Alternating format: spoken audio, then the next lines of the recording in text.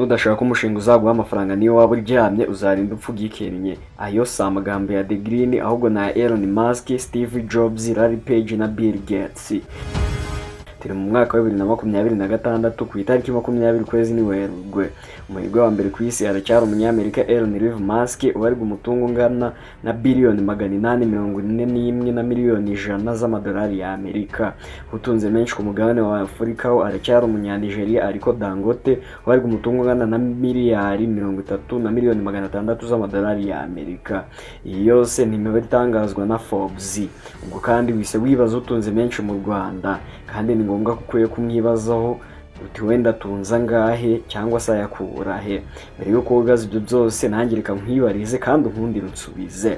Wowe iyo urebye Kigali City Tower, inzu ndende kurusha izindi zose hano mu Rwanda, uba wumva ari iyande?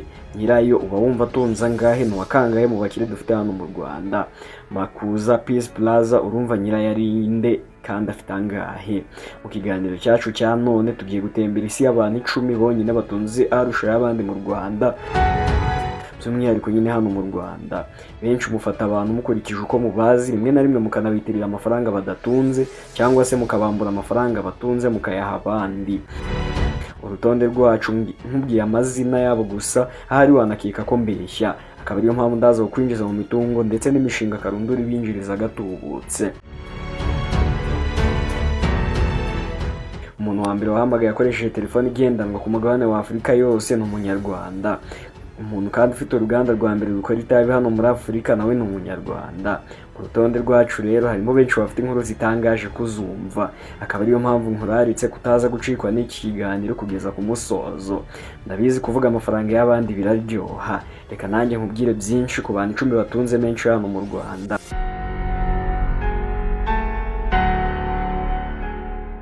Wakoze byinshi ibyo ndabizi, ariko mu byiza wakoze harimo no kuduhitamo. Yumva nk'ibisanzwe nitwa The Green, kandi kuba ibyegeranyo si ibyo n'inginga. Ikaze rero kuri Kigali Post, ikaze kandi mu isi y'abatunze menshi ariko by'umwihariko hano mu Rwanda.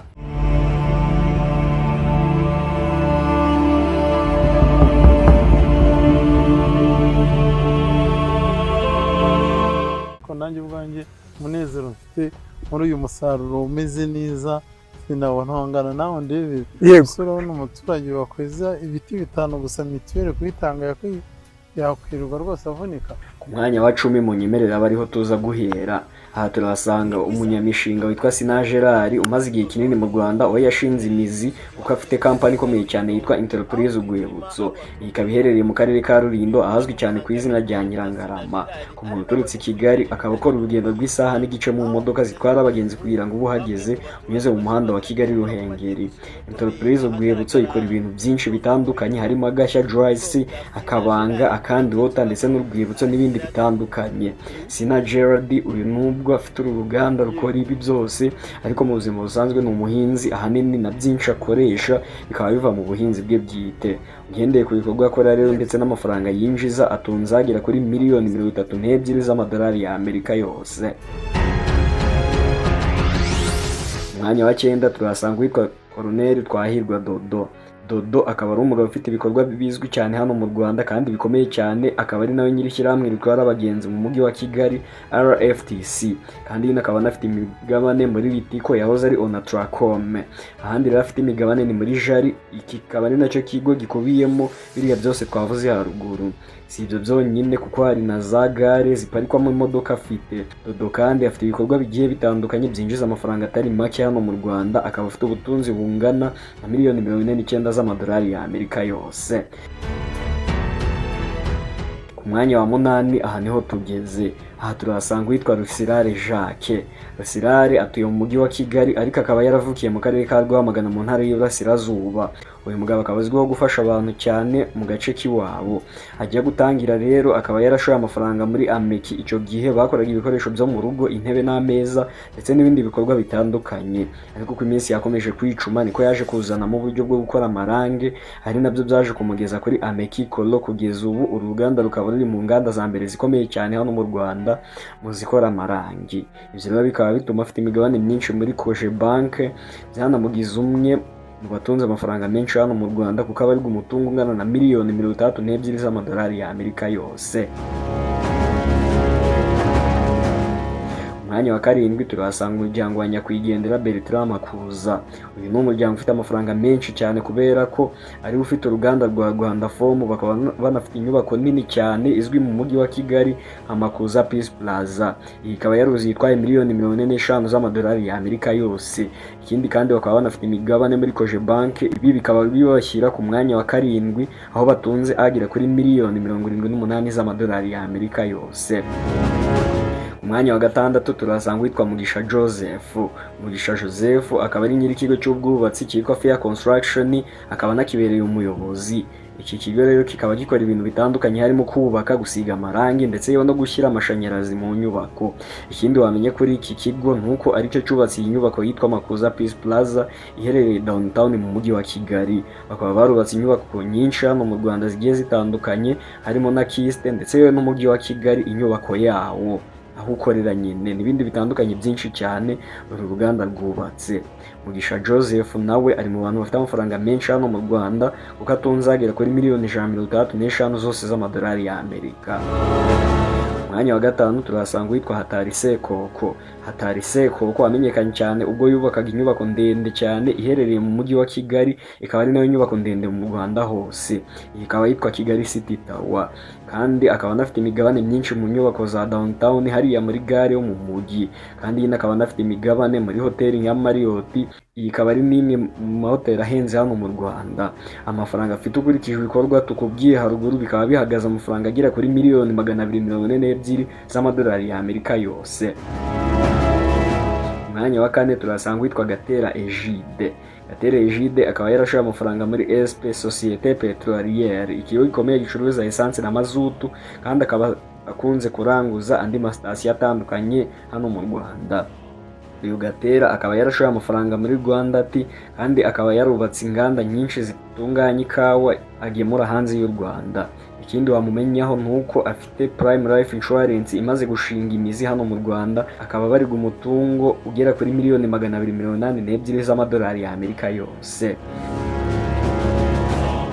Umwanya wa gatatu turasanga witwa Rujugiro Tribert. Uyu benshi bakaba banazi ko ari we mukire wa mbere hano mu Rwanda. Rujugiro umaze igihe kinini mu Rwanda avugwaho ko ari we mukire wa mbere hano mu Rwanda bitewe n'ibikorwa afite, nibyo abantu bagiye batandukanye bamuziho. Akaba ari umugabo uri mu bucuruzi akorera hano mu Rwanda no hanze yarwo. Ikindi kandi akaba anafite inyubako yitwa Union Trade Center, ari nikoreramo isoko rya Nakumati, kandi uyu mugabo akaba afite amazu menshi Gikondo atuyemo, aho abantu bamwitiriye uyu mudugudu nyine, abahazi nyine bazi ko ari ku mudugudu kwa Rujugiro. Kandi akaba anafite uruganda rukora itabi arirwo rwa mbere muri Afurika rwitwa Pan African Tobacco Group. Ibi bikorwa byose rero bikaba bimushyira ku mwanya wa gatatu n'akayabo k'amafaranga arenga miliyoni 352 z'amadolari ya Amerika yose. Umwanya wa kabiri turahasanga nyakubahwa Perezida wa Repubulika Paul Kagame. Paul Kagame ni Perezida wa Repubulika y'u Rwanda, ahari mu baperezida bamaze kubaka izina ku isi bitewe n'ibikorwa by'indashyikirwa yamaze kugeraho ndetse akanabageza ku Banyarwanda. Aho aba baperezida bagenzi be rero bagenda bamwigiraho byinshi. Perezida Paul Kagame akaba afite imigabane myinshi ahantu hagiye hatandukanye, aho twavuga nko muri banki ya Kigali, Inyange, NDP Construction, Rio Construction, Siko Security, ndetse yewe akaba ari nawe uza ku mwanya wa kabiri na miliyoni 500 z'amadolari ya Amerika, ndetse yewe akaba aza ku mwanya wa 16 mu baperezida bakize hano ku mugabane wa Afurika, ndetse yewe akaba ari no ku mwanya wa 5 muri Afurika nyine muri rusange, ahanganye na Uhuru Kenyatta wayoboraga Kenya. Ku mwanya wa mbere turahasanga umuryango wa Rwayitare Alexis. Uyu munyarwanda rero wavukiye mu Rwanda ariko akaba yarakunze kuba hanze cyane y'igihugu, kuko amashuri ye yayize muri Congo, ari naho yatangira ibikorwa bye bigiye bitandukanye. Nyuma yaje kwimukira muri Afurika y'Epfo agiye gukorera imishinga ye, akaba yaragiyeyo agatangiza ikigo gikora telefoni cya Telcel akazigurisha ku isi yose. Izi telefoni rero zigeze kuzana hano mu Rwanda zirakundwa cyane, akaba ari naho yatangiriye kuzamukira mu bukungu. Uyu mugabo rero nanakubwira ko ari we muntu wakoresheje telefoni bwa mbere igendanwa ahamagara ku mugabane wa Afurika. Nyuma yaje kugura n'uruganda rukora inzoga rukomeye hano muri Afurika, akaba ari uje ku mwanya wa mbere mu bakiri 10 ba mbere bafite amafaranga menshi hano mu Rwanda, kuko afite asaga miliyari 3 z'amadolari ya Amerika ubwo iyi nkuru yakorwaga.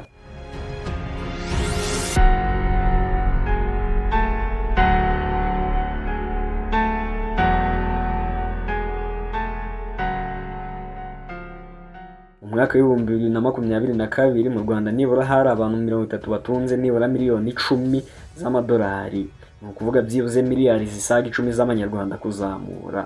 U Rwanda rwari rwa 17 muri Afurika mu kugira abakire benshi batunze guhera kuri miliyoni 1 y'amadolari, ni ukuvuga miliyari irenga y'amafaranga y'u Rwanda. Umutungo bwite rero w'abantu baba mu Rwanda ni ukuvuga ko ubaza imitungo itimukanwa, imigabane n'ibindi bikorwa by'ubucuruzi yabarirwa muri miliyari 11 z'amadolari ya Amerika. Ayo mafaranga ntarimo igikorwa icyo ari cyo cyose gifitanye isano na leta. Nubwo rero bimeze bityo, biragoye kumenya ngo ni bande, kuko imibereho y'abanyarwanda ijyanye n'umuco wabo ituma abantu batigaragaza nk'abatunzi bya mirenge, ku buryo n'ufite agatubutse udashobora kumenya uko abayeho. Si mu Rwanda gusa, n'ahandi hirya no hino ku isi nta gihugu na kimwe mu Burayi gifite umubare munini w'abakire batunze miliyari y'amadolari nk'Ubudage. Gusa nubwo bimeze bityo, abazwi n'abavugwa ni bake. Ni gake rero bavugwa mu itangazamakuru, biberaho mu buzima bwabo bwite bucecetse ku buryo utamenya ibyabo. Abenshi rero mu batunze agatubutse hano mu Rwanda bavugwa ko bakora ubushabitsi mu bijyanye n'ubwubatsi, kuko ari urwego rutera imbere amanywa n'ijoro. Abandi bafite inganda cyane cyane zikora ibikoresho bikenerwa mu buzima bwa buri munsi, hakabamo kandi n'abaranguza ibicuruzwa bakuye hanze y'igihugu. Mu gihe kandi hari n'abashoye mu bijyanye n'amabuye y'agaciro. Amafaranga menshi rero igihugu cyinjiza ava mu cyayi n'ikawa, ariko nyine abashoye muri uru rwego si benshi. Umwe mu bashoramari ubarizwa muri iyi ngeri witwa Gatera Egide, twanagarutseho mu rutonde rwacu, washinze Rwanda Mountain Tea, unafite Prime Life Insurance nk'umunyamigabane mukuru. Ni nawe nyiri sosiyete zicuruza ibikomoka kuri lisanse n'ubwikorezi bw'imizigo SP na Petrocom. Hari n'abandi benshi bafite ibikorwa bizwi nka Albert Nsengiyumva, nyiri Albert Supply, washoye imari mu bwubatsi ndetse unafite inyubako mu bice bitandukanye bya Kigali, n'indi shoramari mu bucuruzi bw'ibijyanye n'imyenda.